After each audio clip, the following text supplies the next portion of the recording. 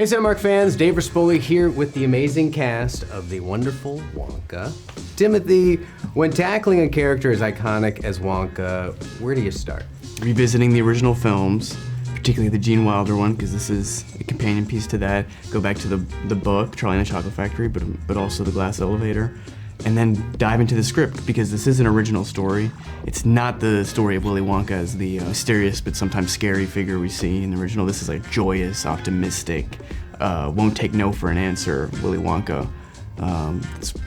Only sees good in the world. And I wonder about these musical numbers. Timothée, you can sing, you can dance. Like, talk to me about the rehearsal process. It was unlike anything I've worked on, and just a musical theater boot camp almost before the movie started, and lots of dance lessons and singing, and building a stamina that, you know, I've done war movies where it's evidently going to be exhausting, and then this was sneakily, like, really, physically challenging, but hugely rewarding. You're out of breath on the 8th take or whatever, and it feels like you finally got it, and just awesome. Just like a total dream to work on, through and through. What are you doing? I'm making chocolate, of course. How do you like it? Dark, white, nutty, absolutely insane. Many people have come here to sell chocolate. They've all been crushed by the chocolate cartel. You can't get a shop without selling chocolate, and you can't sell chocolate without a shop. No daydreaming. It seemed like it was so much fun. I'm wondering what the atmosphere on set was like. It was so light. Like, everybody was just we were having so much fun.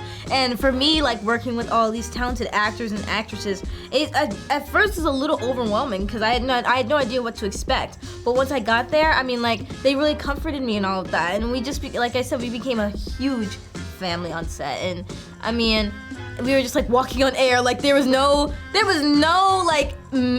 no mean things happening. Like, everybody was just so happy. Yeah, it was a lovely experience being able to meet all of these like amazing actors and the environment. Yeah, it was hard to to be sour about much when it was hard just, to not have fun. Yeah, the magical world. Can you talk to me about assembling this incredible cast? I knew I really wanted Timothée, and very early on I knew I wanted Hugh, and I was lucky that they came on board, and I think that maybe that got a momentum because every time it felt like I asked someone to come and play, they said yes, and they seemed happy to do it, and it was like putting together the top trumps of comic performers. Was it playful on set? What was kind of the vibes there with improv or anything? I love improvising, and especially with the cast we had. I mean, you sort of go, we've got not just these great actors, but incredible comedians and writers. And if you've got somebody like Keegan-Michael or Rowan Atkinson, or, you know, these people are giants of their fields, and I would be crazy not to want them to make the script the best they possibly can. And for me, that's the most exciting bit, where you go, well, we have this and here's the springboard, but then they'll do something new and play with it, and suddenly huge new possibilities open up, and that was just a delight.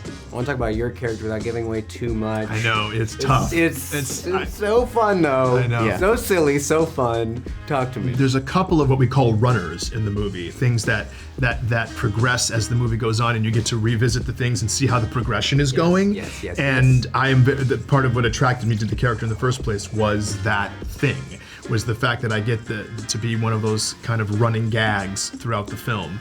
And it was so much fun to play and so much fun to experience, because there's such a huge makeup component and wardrobe component to this character.